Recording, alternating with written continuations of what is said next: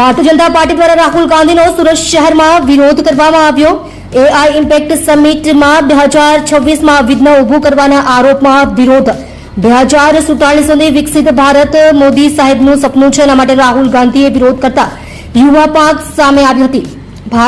ભારતની વૈશ્વિક છબી ખરાબ કરવાનો પણ આરોપ। સુરતના અઠવા ગેટ પર મોટી સંખ્યામાં બીજેપી દ્વારા વિરોધ કરવામાં આવ્યો। ભારતીય જનતા પાર્ટી તરફથી રાહુલ ગાંધી માફી માંગે તેવી માંગ।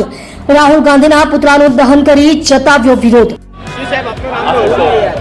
મારું નામ હર્ષ અશોકભાઈ મહેતા છે અને હું ભારતીય જનતા પાર્ટી યુવા મોરચાના મહામંત્રી તરીકેની મારી જવાબદારી છે। સુરત અઠવા ગેટ સ્થિત કોંગ્રેસની નિમ્ન હરકતોનું માટે વિરોધ પ્રદર્શનનું આયોજન કરવામાં આવ્યું છે। આપ જાણો છો કે ભારતની અંદર મંડપમની અંદર એઆઈ સિમેન્ટનું આયોજન કરવામાં આવ્યું હતું। 2047ની અંદર વિકસિત ભારત સપનું છે મોદી સાહેબનું, જે વિકાસ યાત્રા છે, એને સંદર્ભમાં એઆઈ કેટલું મદદરૂપ થઈ શકે એ સિમેન્ટનું આયોજન કરવામાં આવ્યું હતું। પરંતુ આપ જાણો છો કોંગ્રેસ અને એના કાર્યકર્તા દ્વારા ભારતની વિકાસ યાત્રા અટકાવવાના પ્રયાસો પહેલેથી ચાલતા જ આવ્યા છે। તો આ એઆઈ સિમેન્ટની અંદર એમણે ખૂબ નિમ્ન પ્રકારની રાજનીતિ કરીને એઆઈ સિમેન્ટનો વિરોધ કર્યો હતો અને કોંગ્રેસ માટે એમની પાર્ટી કરતાં દેશ કરતાં પાર્ટી મોટી છે એવું દેખાઈ રહ્યું છે।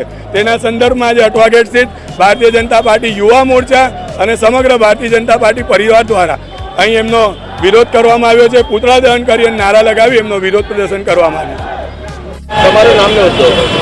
મારું નામ નેન્સી શાહ છે, આરોગ્ય સમિતિ ચેરમેન છું, સુરત મહાનગરપાલિકા અને કોર્પોરેટર। અત્યારે કઈ જગ્યાએ શાના માટે ભેગા થયા? અત્યારે અઠવા ગેટ સર્કલ ખાતે અમે કોંગ્રેસની જે હલકી માનસિકતા કહેવાય છે એનો વિરોધ કરવા ભેગા થયા છે।